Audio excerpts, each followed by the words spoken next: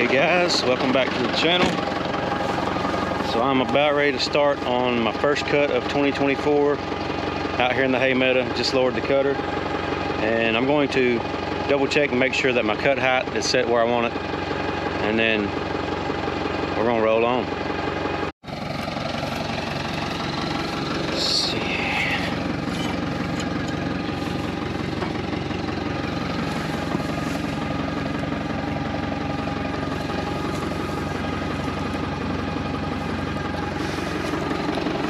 It's a little bit high, so I think I'm gonna adjust it down just a tad.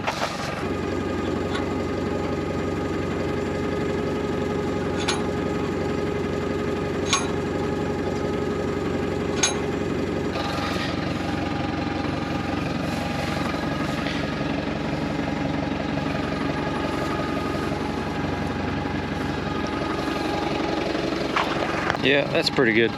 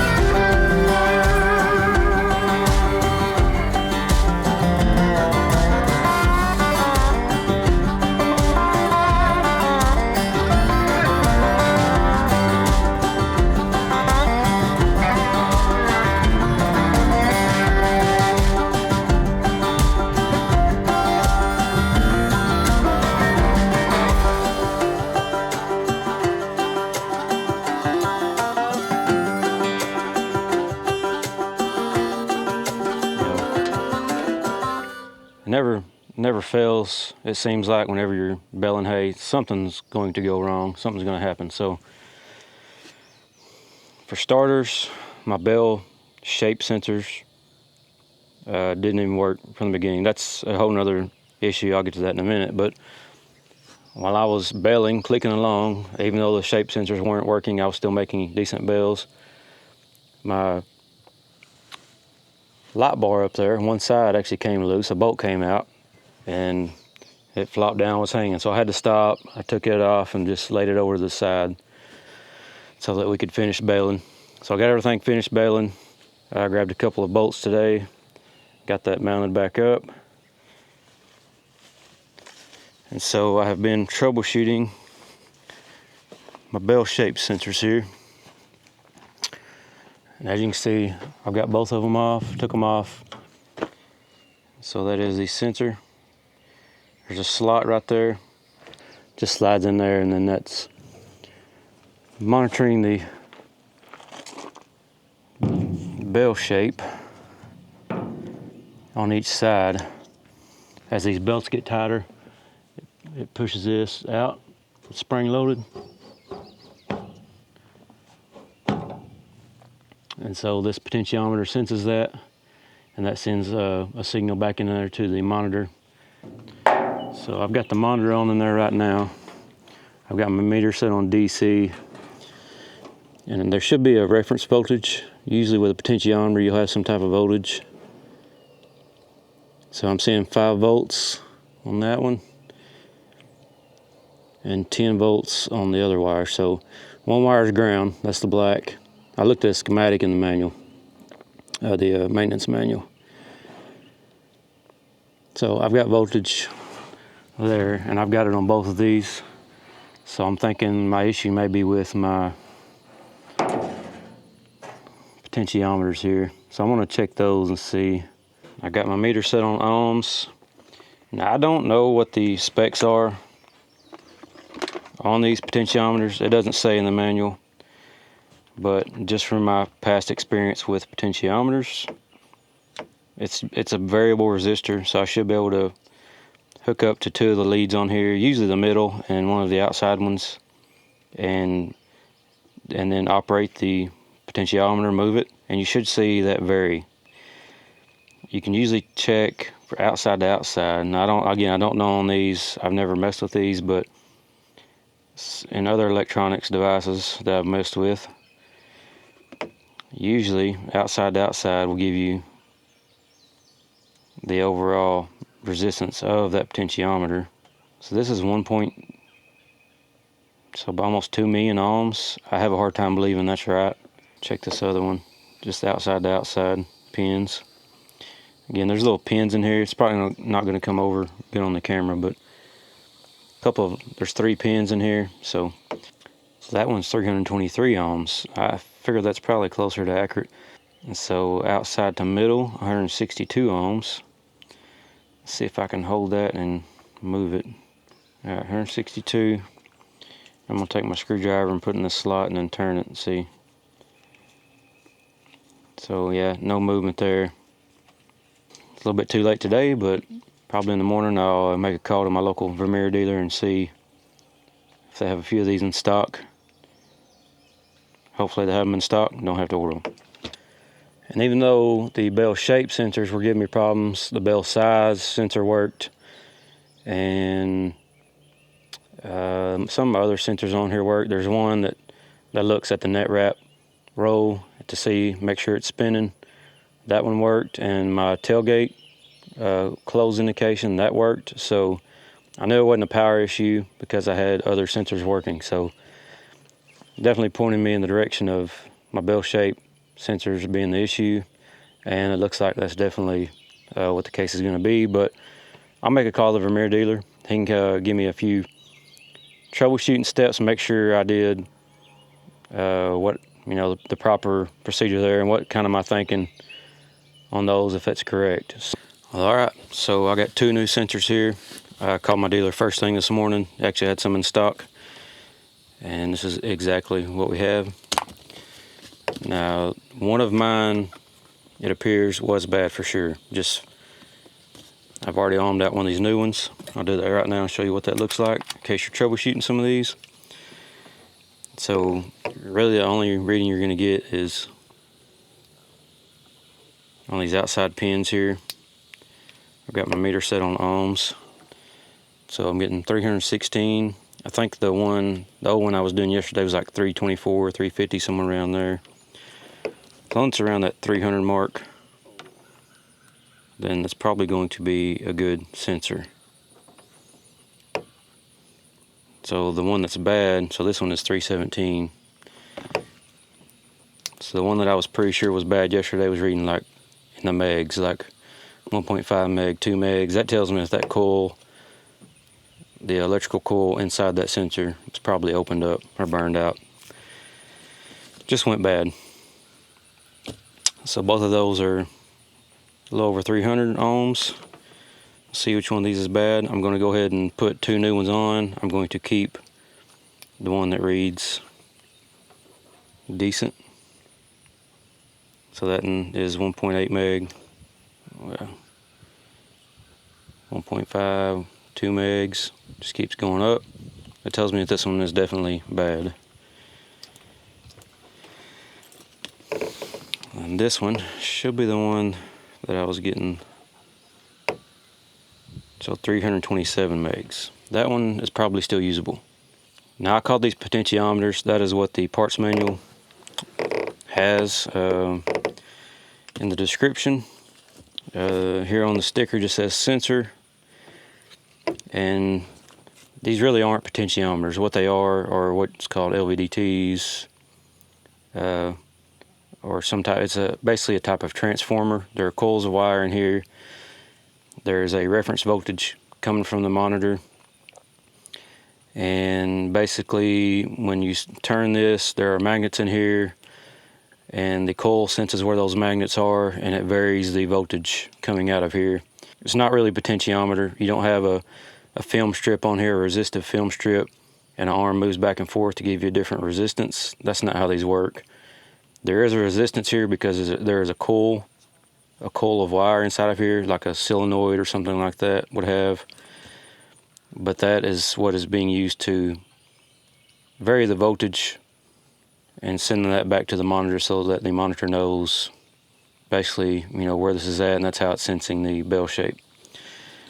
Probably a little bit more in depth than what you care to know, but just know that there's basically no parts in here to wear out, but there are electrical coils inside of here that can go bad, and that's probably what happened to this one. But I would have thought that one side would be working, but maybe it's set up so that if one goes bad, then neither one work, so that you know that there's a problem. So we'll throw these on here, and then next time we bell, we should be back to seeing what our bell shape is and hopefully making nice bells. All right, I might have a little solution here, just to keep from having to take this whole bracket off. Found this piece of high tensile wire. Just cut off a section, made me a little handle. I put just a little crook right on the end. Hopefully I will be able to stick it down in one of these holes and just kind of pull that slot around where I need it. We'll see how that works. I'm not going to waste too much time on this. If this don't work after a few tries, then I'll probably just take that bracket off and be done with it. So I'm going to get my screws started.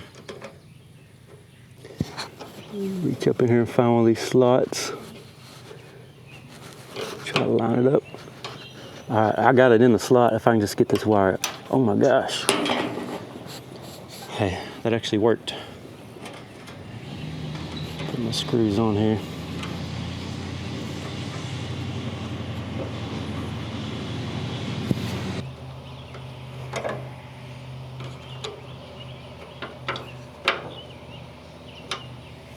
All right, both sensors are back on.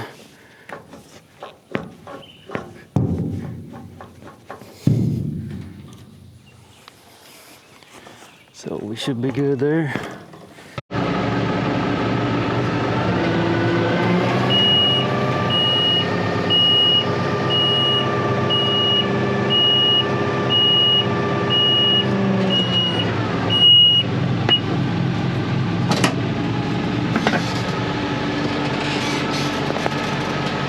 All right, here's a little update for you. So I put the new sensors on, and honestly, I actually already ran it to a cow, and it looks like they're registering now. So when I first fired this monitor up, I only had one bar at the bottom of each side. And then of course, to do the calibration, just gonna go to the settings. This is just for the bale shape. There's a size if you want to change the size. So here's our bale shape.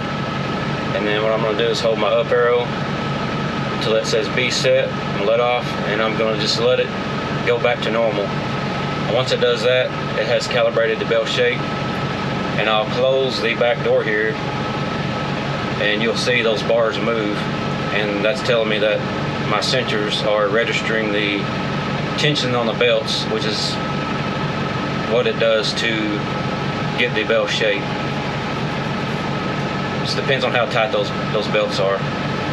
It knows that you're feeding that side more, you got more packed in that side.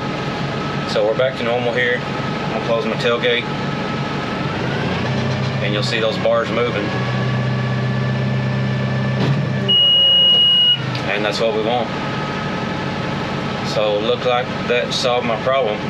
I did end up having one that was still good, but one of them was bad, and that was causing both of these to read bad. Neither side was reading. Maybe that's a feature of the monitor, just to let you know that you have a bad sensor. But ohming those out with that meter like I did pretty much told me what I was expecting.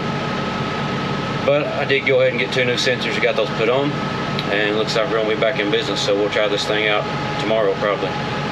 Well, all right, I think that's gonna wrap this video up. First bales of 2024 are in the books.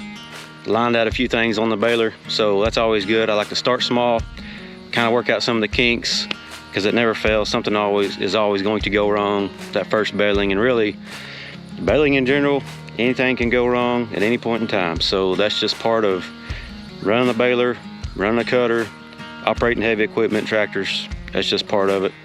So you just kind of work out the kinks as you can, do what you can, and keep on going. Anyhow, that's it for this one. Thank you guys for watching. If you enjoyed this type of content, let me know in the comments so that I can make more for you. And as always, God bless. We'll see you on the next video.